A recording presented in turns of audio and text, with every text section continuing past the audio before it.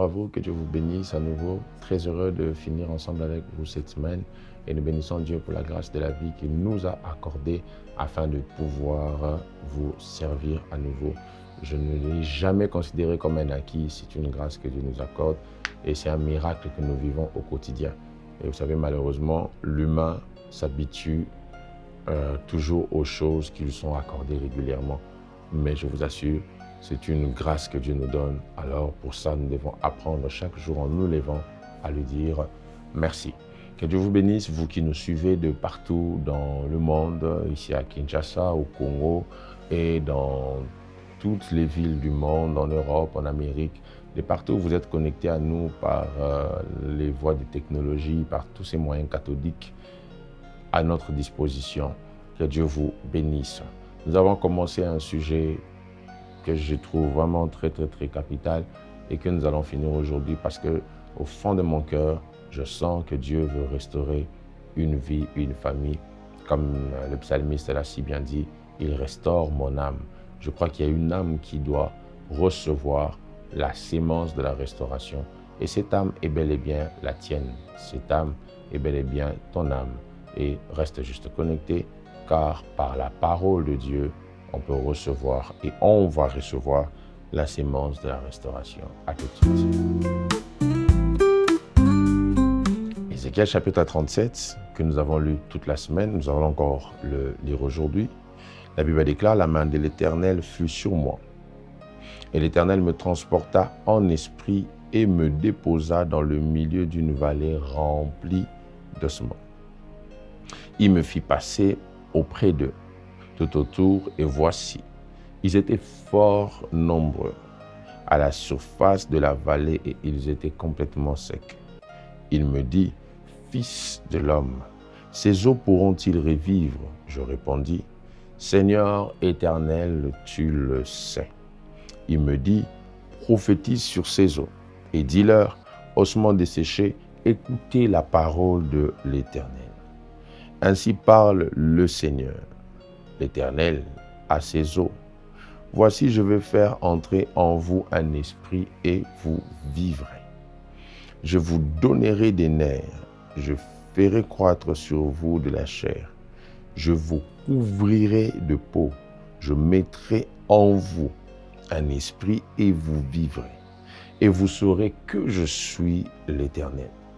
Je prophétisais selon l'ordre que j'avais reçu, et comme je prophétisais, il y eut un bruit, et voici, il se fit un mouvement, et les eaux s'approchèrent les uns des autres. Je regardai, et voici, il leur vint des nerfs, la chair crue, et la peau les couvrit par-dessus. Mais il n'y avait point en eux d'esprit. Il me dit, prophétise et parle à l'esprit. Prophétise, fils de l'homme, et dis à l'esprit, ainsi parle le Seigneur l'Éternel. Esprit, viens des quatre vents, souffle sur ces morts, et qu'ils revivent. Je prophétisais selon l'ordre qu'il m'avait donné, et l'esprit entra en eux, et ils reprirent vie. Et ils se tinrent sur leurs pieds. C'était une armée nombreuse, très nombreuse. Nous avons pris tout le temps par la grâce de Dieu de recevoir beaucoup d'informations. Je pense que ce n'est pas tout, parce que le Saint-Esprit peut continuer à vous parler aussi personnellement et vous inspirer plus sur ce personnage d'Ézéchiel.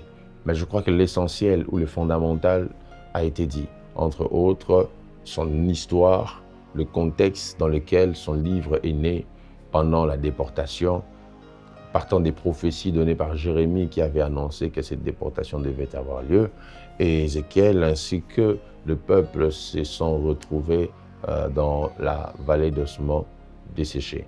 Et dans ce contexte, ils se sont retrouvés en captivité et le jour où il devait célébrer son 30e anniversaire, c'est le jour où Ézéchiel a commencé à recevoir des visions. Le même jour qui devait être un jour de malheur pour lui, car il devait devenir sacrificateur à 30 ans. C'est le même jour où Ézéchiel s'est retrouvé loin de tout ce qui pouvait être une opportunité de recevoir la sacrificature. Il était loin du temple, dans la captivité. Et c'est dans ce contexte-là que Dieu lui a parlé. Dieu lui a donné des visions. Là où il s'attendait à servir dans un temple, le Dieu du temple l'a emmené à le servir en dehors du temple. Dieu n'est pas limité, mes frères et sœurs. Et c'est dans ce cadre, dans ce contexte que Ézéchiel a commencé à recevoir des visions dès le début. Et l'une des visions les plus frappantes et les plus répandues qu'il a reçues, c'est celle des ossements desséchés dont on vient de faire la lecture ici. Et dans cette vision, il se retrouve dans une vallée. Sachez que chaque fois que Dieu vous met dans une vallée, c'est qu'il vous a déjà fait quitter une montagne et veut vous faire monter vers une autre montagne. La vallée est l'intermédiaire des deux montagnes, c'est deux dimensions. David dit, quand je marche dans la vallée de l'ombre de la mort, je ne crains rien, car tu es avec moi. Ta houlette et ton bâton me rassurent, tu dresses devant moi une table en face de mes adversaires. Donc quand tu quittes la vallée, tu te retrouves sur la montagne où tu te mets avec des adversaires grands. Et c'était en fait ça le contexte du livre d'Ézéchiel. Et on avait posé notre problématique sur le fait que cette vision d'Ézéchiel 37 commence avec la main de Dieu sur un homme et la question que Dieu pose à cet homme, Ézéchiel. Dieu lui dit, crois-tu que ces eaux peuvent revivre? Dieu commence par une question majeure et fondamentale. Et à cette question, la réponse d'Ézéchiel a tout déclenché pour qu'il vive et qu'il voie la puissance de la restauration. Et je vous ai dit que lorsque Dieu pose une question à un homme, c'est que premièrement, sa main est sur cet homme. Quand Dieu vous pose une question, c'est que sa main est sur vous. Et je le demande de tout cœur à Dieu, qu'en cette année, qu'il mette sa main sur vous, afin que vous expérimentiez la puissance restauratrice qui se libère par l'œuvre de la croix. Comme je le disais, Dieu peut redonner de la résurrection là où la mort était déjà constatée. Je m'étais arrêté la fois passée en vous disant que lorsque Dieu vous pose une question, c'est qu'il est en train de marcher aussi avec vous. Ézéchiel dit, la main de l'Éternel fut sur moi et il me transporta. Dieu lui-même s'est donné la peine de transporter Ézéchiel pour l'emmener dans l'environnement où il y avait des eaux desséchées. Mes frères et sœurs dans le Seigneur, Dieu est celui qui est capable de mettre sa main sur nous et de nous transporter pour nous placer, nous poser dans notre environnement de visitation ou de bénédiction. De bénédiction. Et pour aujourd'hui, la troisième des choses que j'aimerais que vous reteniez, quand Dieu vous pose une question, c'est parce qu'il sait. Oui. C'est parce qu'il sait. Et j'aime comment Ézéchiel savait que Dieu savait. Quand Dieu lui pose la question, il dit, Seigneur éternel, tu le sais. Donc quand Dieu te pose une question, c'est parce qu'il veut recevoir. Ce n'est pas parce qu'il veut recevoir une information venant de toi, mais c'est parce qu'il veut te communiquer une information venant de lui. Dieu ne questionne pas l'homme pour apprendre de l'homme. Dieu questionne l'homme pour éveiller la conscience de l'homme sur quelque chose dont il ne prêtait pas attention, afin que lui-même puisse maintenant donner à l'homme des informations sur la chose qui doit arriver. Donc, pour dire que même quand tu vois les eaux secs, Dieu, lui, continue à croire en la résurrection. Et Dieu t'appellera toujours fils de l'homme. Donc, malgré les ossements desséchés, Dieu te considère toujours comme un humain. Malgré que tu es dans un environnement où il y a la mort, Dieu te considère toujours comme celui par qui la vie peut revenir. Et ça, c'est très important que vous sachiez que Dieu connaît tout. Dieu sait tout. Et d'ailleurs, quand on parle du savoir de Dieu, vous ne devez pas le comprendre comme le savoir des hommes. Dieu est omniscient.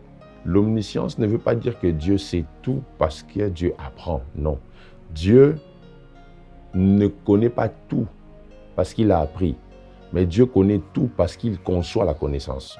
Ouais, c'est ça. Donc Dieu conçoit ce que nous, on apprend. Quand on parle du savoir de Dieu, ce n'est pas un savoir qui vient de l'extérieur qui entre en lui. La connaissance, d'ailleurs, de par sa pensée originelle, n'est pas l'information. La connaissance, c'est l'expérience qui engendre l'information. Donc, la connaissance, c'est ce qu'on a fait qui a fait que ça devienne une information pour d'autres. Donc, Dieu ne sait pas tout parce qu'il a appris, mais Dieu sait tout parce qu'il a fait tout ce que nous apprenons. Vous voyez ça? Et quand Ézéchiel dit « Seigneur éternel, tu le sais », parce qu'Ézéchiel savait bien que les eaux étaient totalement secs, le Dieu qui a créé le corps humain sait comment on peut redonner la vie aux ossements desséchés. Donc du coup, quand Dieu lui montre les ossements desséchés, il lui demande « Est-ce que ces eaux peuvent revivre ?» Il dit « Mais toi, tu le sais. » J'aimerais te dire que Dieu sait mieux que toi ce que tu vis. Dieu sait mieux que toi ce que tu traverses. Dieu sait tellement mieux que toi les difficultés par lesquelles tu passes que quand il te questionne sur la possibilité d'une visitation, tu dois lui rappeler ou lui dire que lui sait. Il sait plus que toi. Et enfin, je vais chuter par ici. Quatrième chose, quand Dieu te pose une question, c'est parce qu'il veut que tu croies au changement. Je l'ai dit et j'aimerais le répéter que Ézéchiel a un message central qui est la restauration. Et quand Dieu pose la question, Dieu veut simplement booster ta foi pour que tu croies en la restauration. Vous savez, la beauté du miracle se cache souvent dans la réputation de l'obstacle. Je vais le répéter.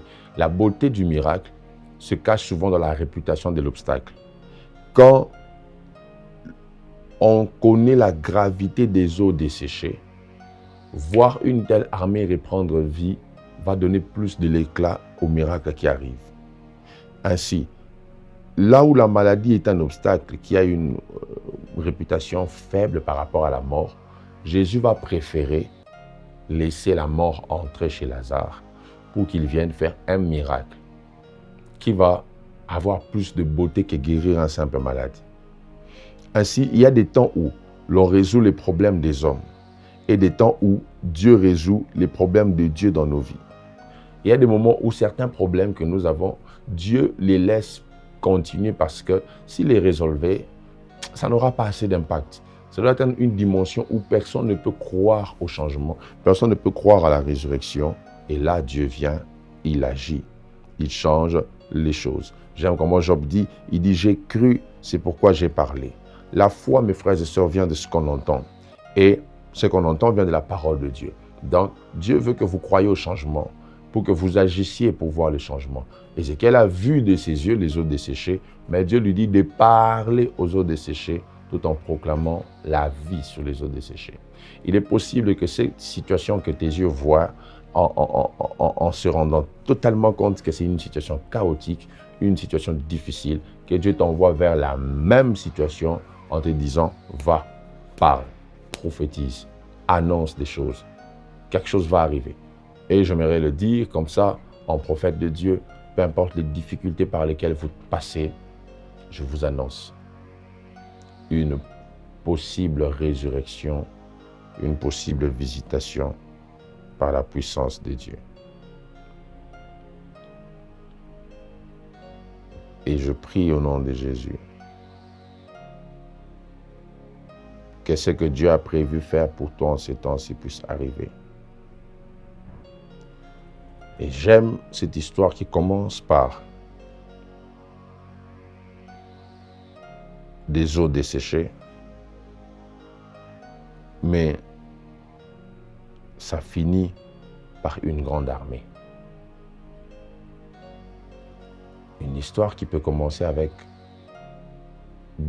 je dirais même pas des corps sans vie, des os décomposés, sans la chair. Mais elle a pris fin par une grande armée. Je prie qu'une armée se lève. Je prie qu'une armée se tienne debout.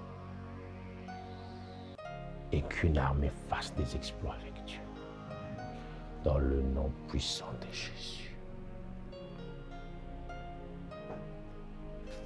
Au nom puissant de Jésus.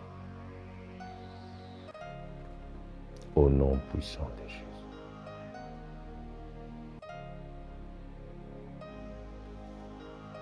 Je le demande et je le déclare. Au nom puissant de Jésus. Qu'une histoire qui a commencé dans un total chaos puisse finir dans une gloire inexprimable par les mots. Que Dieu le fasse. Que Dieu le fasse. Que Dieu le fasse. Et que de ta bouche, tu puisses témoigner que là où Dieu m'avait montré les eaux desséchées, il m'a montré aussi une grande une armée très nombreuse. Très nombreuse. Je ne sais pas si le nombre des hommes que Ézéchiel avait vus à la fin correspond au nombre des eaux qu'il avait vues au début. Tout ce que je sais, c'est que l'armée était très nombreuse. Parce que l'Esprit était entré en eux. Que cela soit fait. Dans le nom puissant de Jésus. Que j'ai ainsi prié. Amen. Que Dieu vous bénisse. On se retrouve au prochain numéro. Bye bye.